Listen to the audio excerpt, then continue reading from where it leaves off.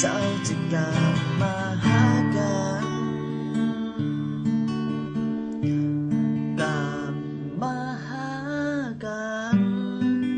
กลับมาอยู่ด้วยกันเมื่อตอนนั้น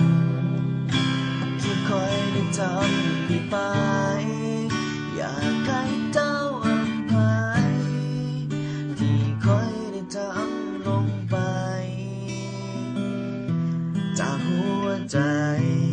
มันยังหักเจ้าเพียงคนเดียวแต่แล้วในวันนั้นมันบ่มีเจ้าเหมือนเคยอย่างที่เคยที่เฮาได้อยู่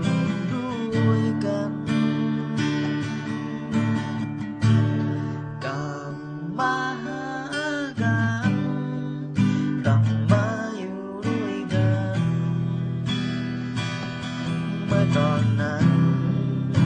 ที่คอยได้ทำไปอยากให้เจ้าอภัยที่คอยได้ทำลงไปจากหัวใจ